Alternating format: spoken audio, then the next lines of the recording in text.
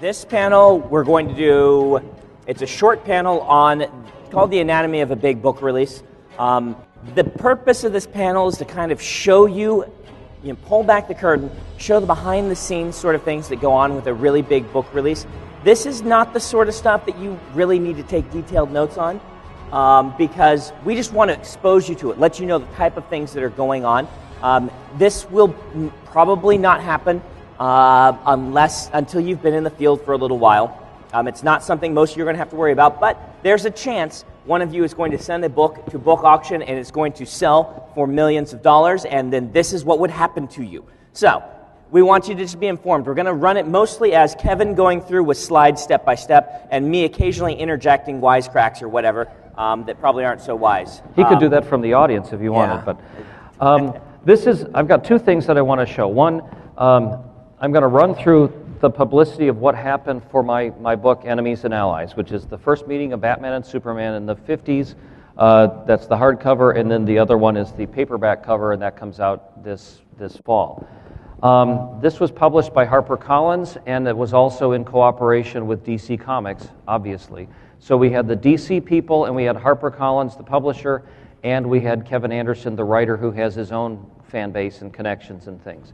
So let me just show you what we did to run up to the release of this book and how we tried to get publicity and promotion everywhere, pulling together strings from all sorts of different directions. And this is just one book. It came out last May of 2009. So 4 months before the book was released, I got the book cover, which is that, and I posted that on my blog, on my website. I put it on Facebook, and to show you that this is a year old, it was on MySpace. The publisher, this was 4 months out. The publisher mails galleys, the reading copies of the manuscript, or actually the typeset pages. Publisher mailed the galleys to their top bookstore accounts because they want the people at the head of the chains, at Barnes & Noble and Borders and Books A Million and all of the major book buying areas. They said, here's this really cool book. You get a sneak preview. We want you to read it. So they sent those bound galleys out 4 months before the book came out so it would give them time to read it. And then, because they had some extra copies of that, they announced a contest on their website. This was the publisher announced a contest on the website for Batman and Superman fans. If you put in your name, which we will then add to our mailing list and send you promotional things, we will draw 5 names in order to give away early reading copies from the publishers, early reading copies to whoever the fans were, and we hoped then the fans would read them and then spread it around on their blogs and on their websites and on discussion groups.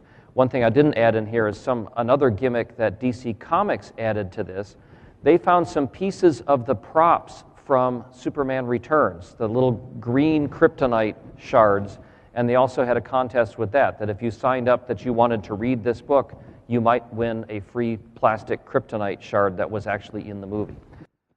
3 months out, that's when they sent all the bound galleys to the actual book reviewers, people that will read it for Kirkus and Publishers Weekly and Starlog magazine when it was being published, and all kinds of their New York Times. Not that New York Times would ever review a book about Batman and Superman, but they still sent it out anyway. Then they sent the galleys to the contest winners with a really nice letter that I wrote about, dear fan, thank you for joining the contest. We hope you enjoy this book, and if you like it, tell all your friends. And so they would read it, and we were hoping to get buzz going from there. Then they put me in a studio in the publishing house so that I could record a little video with me talking about how I wrote the book and how I got to do the story with Superman and Batman and how I did my research and how I've always been a comics fan and talking about DC Comics and my work for them and my comics work and also my novel work. And that promo video, which was probably 60 seconds long, they gave it to me to put up on my website. They released it to YouTube and they put it up on their publisher's website. That was 3 months before the book came out. 2 months before the book came out, then we did a blitz to all of the comic-related fan sites, the pop culture websites. There were specific Batman websites, specific Superman websites. We pitched press releases to all these places saying, Kevin would be happy to do interviews with you about this new book. They did excerpts and sample chapters that they sent out.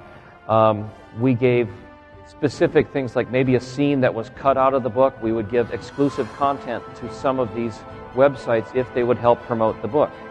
The publisher also set up ad exchanges where they would advertise somebody else's book, or they would advertise